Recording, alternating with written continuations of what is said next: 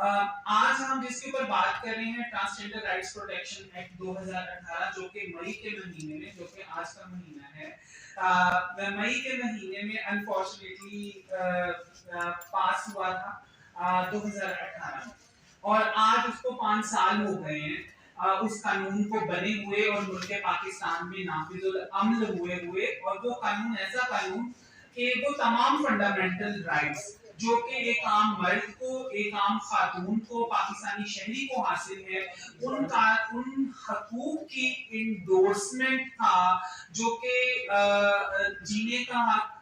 हिफाजत का हक, सेहत, तालीम, रोजगार का हक और वो तमाम हक जो कि आम शहरी को हासिल है वो मुहैया करता है। तो उस कानून के खिलाफ एक पिटीशन आज से 2.5 साल पहले हमाद हुसैन नामी एक शख्स ने वफाकी शरई अदालत में जमा करवाई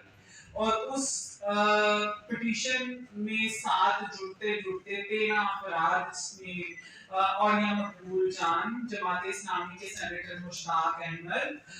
जमीयत उलमा इस्लाम उनकी पार्टी लीड हुई जिसमें कामरान मुर्तजा सेनेटर साहब जो है वो उसको देख रहे थे और बहुत जो है वो मशहूर और नाम नहाद हस्तियां जो है उस केस के अंदर बतौर पिटिशनर जुड़ी रही और जिनको तकलीफ थी कि पाकिस्तान के ख्वाजा ट्रांसजेंडर अफराद उनको जो हक हासिल हुए वो क्यों हुए और उन्होंने अपनी सियासी दुकानों को चमकाने के लिए, जो कि डूबती हुई सियासी जमातें जिनको मुल्क पाकिस्तान में कोई वोट देने के लिए तैयार नहीं है, जिनको मुल्क पाकिस्तान में किसी भी जगह पे कोई भी सीट मिलने के लिए नहीं मिली है, कहीं पे भी उनकी सियासी नुमाइंदगी इतनी आला नहीं है, उन लोगों ने अपनी सियासी दुकानों को चमकाने के लिए ट्रांसजेंडर राइट्स प्रोटेक्शन एक्ट 2018 को विफाकी शरई अदालत में चैलेंज कर दिया और जो है वो अपने ओछे हथकंडे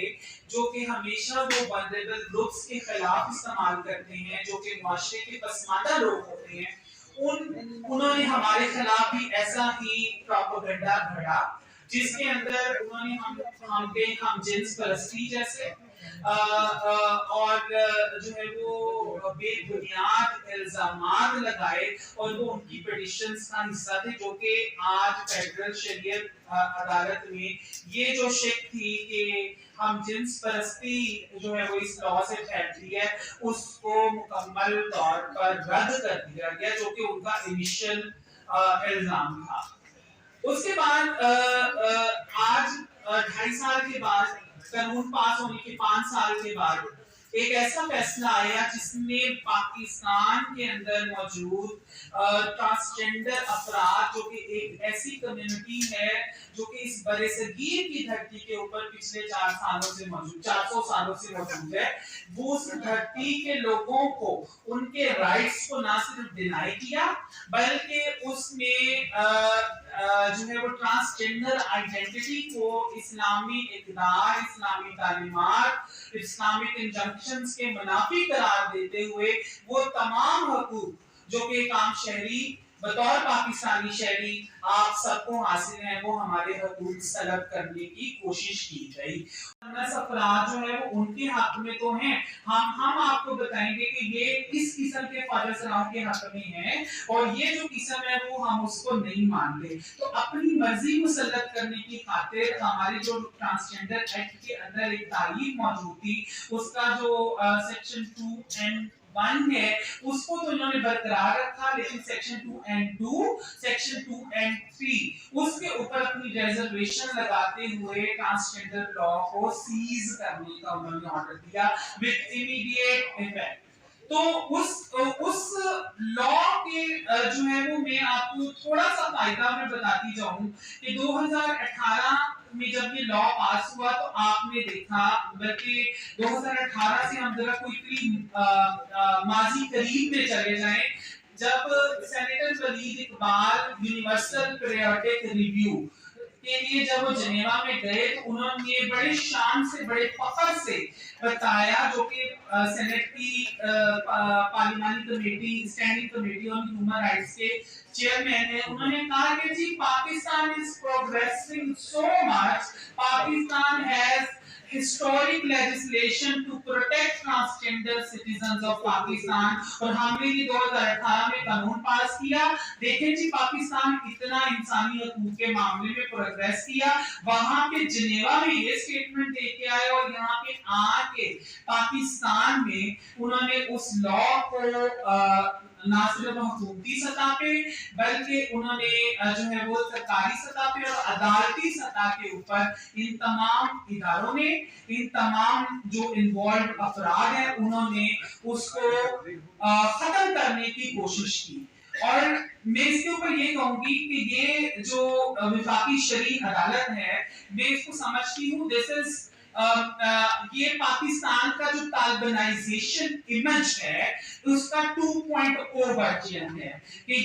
ये जो वफाकी शरई अदालत ने जो आज किया है ये हमेशा से करती आती है। बाहर हम प्रोग्रेस पाकिस्तान का शाइनिंग फेस बनके हम लोग अपनी लेजिस्लेशन को, अपने होने वाले अच्छे कानून को, अपने बनने वाली तमाम अच्छी पॉलिसीज को इंटरनेशनल दुनिया में अपना पाकिस्तान का इमेज बेहतर करने के लिए हम प्रेजेंट करते हैं। और ये जो हमारे जो मुल्ला हैं, ये मुल्ला गर्दी करने वाले जो लोग हैं, जो कि ये मुल्लों की अदालत है, ये क्या करते हैं यहाँ पे आके दहशतगर्दी के नाम पे और तालिबानाइजेशन के नाम पे इसको रिवॉक करने की कोशिश करते हैं, जो कि आज उन्होंने हमारे ट्रांसजेंडर राइट्स प्रोटेक्शन एक्ट 2018 के साथ किया। हमें इंटरनेशनल एजेंडा, हमें इस सेनेट के फ्लोर के ऊपर ऐसे अल्फाज हमें सुनने पड़े। सेनेटर मोहसिन अजीज जो जिसका ताल्लुक एक हालिया जो जमात है उनसे, पीटीआई से है, उसने कहा कि ये गलीज फॉर्म है, ये गुनाह है। आप सेनेट के ऊपर उनकी प्रोसीडिंग उठा के देखें, वीडियो मैसेजेस मौजूद हैं। हमारे साथ वो ज्यादती हुई जो कि आप गिनना शुरू करें, ऐसी ऐसी जुल्म की दास्तान, हमारे फादर कत्ल हुए और आज उसके ऊपर जो आखिरी कीड़े ठोंकने की कोशिश की गई है इन मुल्लों की अदालत की तरफ से, वो आज ट्रांसजेंडर एक्ट 2018 के खिलाफ जो है वो फैसला है। और मैं यहाँ पे नाम लेके जो एक्टिंग चीफ जस्टिस है जो कि कल रिटायर हो रहे हैं, आपकी इत्तला के लिए मैं अर्ज करती चलूं, ये जो फैसला दिया इन्होंने जल्दी का फैसला दिया। उनको अपनी रिटायरमेंट की जल्दी थी, शायद उन्होंने अपनी नौकरी पक्की करनी है कि रिटायरमेंट के बाद मुझे किसी और जगह किसी कमीशन का सरबराह लगा दिया जाएगा, तो अपनी नौकरी पक्की करने के चक्करों में हमारे जो फादर कम्युनिटी, ट्रांसजेंडर कम्युनिटी है, उसके हकूक सलब करके अपने उन्होंने कौन से ईरानी आकाओं को खुश किया है कि सऊदी आकाओं को खुश किया है, हमें नहीं उसका पता। लेकिन हमारे हकूक के ऊपर ये जो हमला हुआ है, इसको हमारी ट्रांसजेंडर कम्युनिटी इस वक्त इंतहाई गमो गुस्से में है और हम इसको रिजेक्ट करते हैं। और हम मैं बताना चाहती हूँ वो जो रिटायर हो रहे हैं हजरत जो है वो अनवर साहब और जो दूसरे जो है वो जज है, उनका नाम क्या है, खादिम हुसैन शेख साहब, हमारा जो कोई फादर कत्ल होगा, अगर हमारा कोई ट्रांसजेंडर फर्द उसका कत्ल होगा, इस नफरत का निशाना बनेगा, तो मैं समझती हूँ कि वो कातिल है और उनके कत्ल का जो है वो इल्जाम उनके सर पे होगा, क्योंकि उनकी वजह से, उनकी लगाई हुई इस आग से आप एक कम्युनिटी को लेबल करके कि वो जो ट्रांसजेंडर कम्युनिटी इस्लाम के खिलाफ है, उनकी आइडेंटिटी इस्लाम के खिलाफ है, आप उनको टारगेट पे रख रहे हैं। और जो फैसला किसी माइनॉरिटी, किसी शख्सियत या किसी भी ग्रुप के राइट्स को सलब करने की कोशिश करे, ये हमारे इंसानी हकूक है और हमारे इंसानी हकूक रहेंगे। हमारे साथ क्वेश्चंस की तरफ जाने से पहले उसी सेक्शन में कहा गया है कि जब ये अदालत कोई फैसला देती है तो सूबाई और जो वफाकी हुकूमतें हैं वो उसके खिलाफ अपील दायर कर सकती हैं। उनको 6 महीने का वक्त दिया गया है आइन के मुताबिक। 6 महीने का वक्त जब तक नहीं गुजरता तब तक ये फैसला उसका लीगल इफेक्ट नहीं होता। उसी के साथ जो प्राइवेट पार्टीज हैं, यानी जिस तरह के हम हैं, हम किसी हुकूमत से मंसूब हैं, हम अपने पैरों पे आए थे, तो उन लोगों को 60 डेज का टाइम है। तो ओवरऑल 6 मंथ्स का टाइम है अपील करने का और हम अपील जरूर करेंगे क्योंकि वो हमारा आईनी हक है। पाकिस्तान की वो पहली कॉलेज से हूँ जिसने PhD में एडमिशन लिया और पूरी दुनिया में मैंने इस बात को ये साबित हमेशा करने की कोशिश की कि पाकिस्तान वो मुल्क है जहाँ पर मुझे इज्जत दी गई, जहाँ पे मैं पढ़ी, जहाँ पे मैंने काम किया। लेकिन आज मुझे बहुत अफसोस से कहना पड़ रहा है कि मेरा ही शनाख्त और मेरा ही हक और मेरी ही आइडेंटिटी इस मुल्क में छीन ली गई है। और उससे पहले लाइक थोड़ा सा मतलब मैं आपने और बहुत अच्छे तरीके से ब्रॉडर तो बता रहे, लेकिन अभी जर्नलिस्ट के अलावा बीइंग अ ह्यूमन हम इस बात को मैं बताना चाहती हूँ कि मैंने बचपन से ही स्कूल में, यूनिवर्सिटी में, कॉलेज में हरासमेंट, बुलिंग, डिस्क्रिमिनेशन 3 साल तक मैंने सेक्सुअल असॉल्ट फेस किया। तब तो किसी ने नहीं पूछा मेरे से कि आप असली हैं नकली हैं, ठीक है। मुझे मतलब आप मेरे चेहरे पे यहाँ पर अभी निशान देख सकते हैं कि जब मुझे मॉब अटैक किया गया 2008 में और मेरा पूरा जिस्म जख्मी था, उससे पहले किसी ने नहीं पूछा था, ना ही किसी ने कहा था कि अपना मेडिकल चेकअप करवा के बताएं कि हाँ अगर आपका प्रूफ होंगी कि आप पे फांसी है तब आपको मारेंगे, तब तक हम वेट कर लेते हैं। जब आप इंसाफ छीनने की बात करते हैं, जब आप नुकसान पहुंचाने की बात करते हैं, जब दरिंदगी की बात करते हैं, तब तो आप नहीं उस लॉजिक पर आते, ठीक है। लेकिन जहाँ पर आपका अपना मतलब होता है वहाँ पर आप लॉजिक की बात ले आते हैं। और लॉजिक भी क्या, जब पाकिस्तान सिग्नेटरी है UN declaration of human rights का, ठीक है,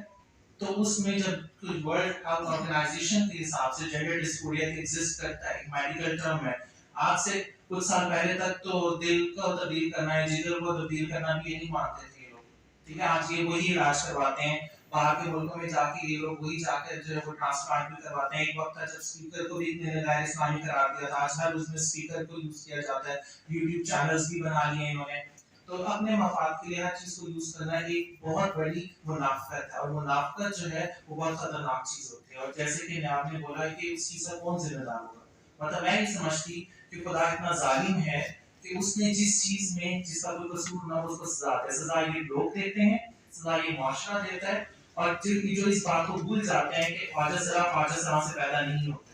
क़यामत के दिन ये जरूर पूछा जाएगा कि आपने क्या किया। आप वही बात हम सुनना चाह रहे थे जो आपने मैं ये आपके वकील से सवाल वो यकीनन हमारा ये जब मैडम ने 10 बार रियासत का नाम लिया, कानून का नाम लिया, ज़ाब्ते का नाम लिया, जुल्फ़िकार अली भुट्टो की क़यादत में एक आइन बना। उस आइन में आपको भी मालूम है वफाकी शरई अदालत लिख दिया गया,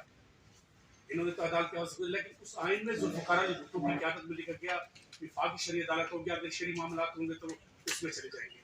मैं आपसे ये पूछना चाह रहा हूँ कि क्या फैसले के अलावा जजेस के कंडक्ट पर बहस बात हो सकती है? फैसले के अलावा जजेस के कंडक्ट पर बात हो सकती है? जिस पर मैडम आपसे सवाल, क्योंकि आपकी एक नुमाइंदगी आज हो रही है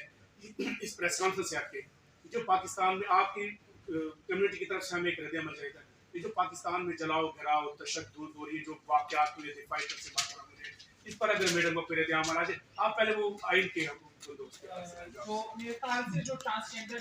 लॉ का जो फैसला है इसके ऊपर और रोल ऑफ शरीय अदालत के ऊपर हम जरूर बात करेंगे। और ताहिरा आपका जो है वो जो आपका दूसरा जो रिस्पॉन्स है इस फेडरल शरीयत कोर्ट की जो तारीख है वो ताहिरा अब्दुल्ला साहिबा ने वो कुछ बताएंगी, बट बेसिकली जो है वो आइन में ओरिजिनली नहीं था, ये ज़ियाउल हक की क्रिएशन है। और 1980 में ज़ियाउल हक साहब की क्रिएशन थी, और जैसे हम जानते हैं कि इस्लामाइजेशन का एक प्रोसेस उन्होंने शुरू किया था रियासत के लेवल पे, उससे पहले ये कोर्ट एग्जिस्ट नहीं करती थी, और उन्होंने ये कोर्ट बनाई। देखिए हमारा रद्द-ए-अमल जो है वो ट्रांसजेंडर कम्युनिटी के कत्लों के ऊपर है, हमारा रद्द-ए-अमल हमारे फलस्तीनी कम्युनिटी के ऊपर होने वाले मज़ालिम के ऊपर है, और हमारा रद्द-ए-अमल हमारे फलस्तीनी कम्युनिटी के खिलाफ जो सैलाब के फंडेड पैसे, जो एड के पैसे लेके जमात इस्लामी, जमीयत उलमा इस्लाम, इनके मदरसों के नाम पर इकट्ठे किए हुए फंड्स से जो पैसे इकट्ठे करके हमारे खिलाफ ऑनलाइन कैंपेन की जा रही है, उसके ऊपर रद्द-ए-अमल हमारा है, और हम उसके ऊपर बहुत गुस्से में हैं, और हम किसी भी सूरत में हमारी कम्युनिटी पे कोई भी अटैक, हमारे कम्युनिटी के राइट्स लेने की जो कोशिश है हम उसको बिल्कुल नहीं करेंगे। क्या ये आप पहले बता रहे हैं? देखें harassment, sexual assault, bullying, discrimination, physical violence, मेरा ख्याल है मैंने नहीं हर ट्रांसजेंडर ने फेस किया है। लेकिन तब किसी ने भी आके ये नहीं पूछता कि आप असली या नकली, आपका मेडिकल, पहले अपना मेडिकल दिखाएं, फिर हम आपको मारेंगे, हम आपको गोली मारेंगे या कत्ल करेंगे या रेप करेंगे। सो इसका मतलब ये है कि जब राइट्स की बात की, जब आगे बढ़ने की बात की, एजुकेशन की बात की, तालीम की बात की, रिस्पेक्टेबल लाइवलीहुड की बात की, जॉब की बात की, और उन्हीं की बनाई हुई बिल्डिंग में जाके बैठ कर काम करने की बात की, तो वहाँ पर क्वेश्चन मार्क आता है। कम्युनिटी को रिप्रेजेंट करने वाली पहली ट्रांसजेंडर मौजूद सारो इमरान मौजूद है, जिन्होंने पीएचडी की है और पाकिस्तान का इंटरनेशनल इमेज जो है उसको पॉजिटिव पेश किया। लेकिन आज जो ट्रांसजेंडर कम्युनिटी के साथ हुआ है कि उनसे उनकी शनाख्त छीन ली गई है, वो किस तरह से अपने ख्यालात का इजहार करेगी। मेरे साथ मौजूद है सारो इमरान। जी सारो, क्या कहेंगे? जी, मेरा तो ख्याल है कि ये एक सियादत है पूरी पाकिस्तान की ट्रांसजेंडर की मूवमेंट का, और जिसमें किसी भी इंसान का जो बेसिक राइट होता है शनाख्त का, वो छीन लिया गया या उस पर क्वेश्चन मार्क लेकर आते हैं। और बात यह है कि आप किस राइट्स की भी बात करें, ठीक है, ये तो राइट में मतलब लॉ तो बाद में है ना, बीइंग शहरी ऑफ पाकिस्तान वो तो शनाख्त तब भी मिलता है। लेकिन बात यह है कि लोग उसको किस मफाद अपने किस पॉलिटिकल एजेंडा, वोट बैंक के लिए उसको एक्सप्लॉइट करते हैं और लोगों की जानें रिस्क पे लगाते हैं। सारो, आप लोगों को इवन नायाब की बात करते हैं तो नायाब 2 दफ़ा इलेक्शन भी लड़ चुकी है, मतलब चेयरमैन का नहीं लड़ सकी लेकिन इससे पहले एमएलए का भी लड़ चुके हैं। तो वो आपको उनको रियासत तो राइट्स देती है, लेकिन आपको लगता है कि ये पॉलिटिकल एजेंडे के तहत आप लोगों का नाइंसाफी होती है? जो है बहुत सारी चीज़ें जो कि डिसइंफॉर्मेशन फैलाई जाती है सोशल मीडिया, उसमें बहुत सारे लोग बगैर जाने रिएक्ट करते हैं, जिससे बहुत गलत परसेप्शन क्रिएट होती है, वायलेंस क्रिएट होती है, साइबर हरासमेंट बहुत ज़्यादा बढ़ गई है। मोस्ट ऑफ द लोग वो हैं जिन्होंने पढ़ा ही नहीं है कभी कि ट्रांस प्रोटेक्शन 2018 है क्या, उस पर वो कमेंट्स करते हैं। बहुत सारे लोग जिनकी मैट्रिक में 2-2 सब्जियाँ थी वो जेंडर एक्सपर्ट्स बने हुए हैं, क्वेश्चन करते हैं आपको सोशल मीडिया पे। तो ये मेरे ख्याल है कि बहुत गलत चीज़ है, जिसमें एक बहुत लॉन्ग टर्म इम्पैक्ट होता है। अच्छा मैम, आप क्या समझती हैं कि जैसे यानी कि कोई भी शख्स जो है ना उठ के आ जाता है कि वो ऑपरेट करवा के जो है ना ख्वाजा सरा बन जाता है, तो इसको आप किस तरीके से देखते हैं शरीयत के लिहाज से? देखिए मेरी बात सुने, जब भी कोई इंसान झूठ बोलता है ना तो वो अच्छे के लिए बोलता है। बहुत सारे मर्द में तो ख्वाजा सरा होंगे क्योंकि मर्दों को एक प्रिविलेज हासिल है पाकिस्तान में, इज्जत, पावर, पैसा। लेकिन कोई एक जो मतलब बुरी ज़िंदगी जिसमें ज़लालत है, डिस्क्रिमिनेशन है, बुलिंग है, हरासमेंट है, वो क्यों गुजारना चाहेगा? आप मतलब मेरा सवाल उल्टा आपसे है कि आप खुद बताएं कि एक मर्द, अगर वो एक मर्द है, वो एक ख्वाजा सरा बन के क्यों ज़िंदगी गुजारना चाहेगा? ना यहाँ कोई लाख रुपये वजीफ़ा मिल रहा है महाना, ना कोई DHL में प्लॉट्स मिल रहे हैं या बैरियर में प्लॉट मिल रहे हैं या 10 तोले सोना मिल रहा है कि जो झूठ बोल के बन जाएगा। दिस इज़ समथिंग कि हमें जेंडर को समझना बहुत ज़रूरी है, जेंडर को रिकग्नाइज़ करने के लिए। तो मसला ये यहाँ पे समझ, अकल, शऊर की बहुत कमी है।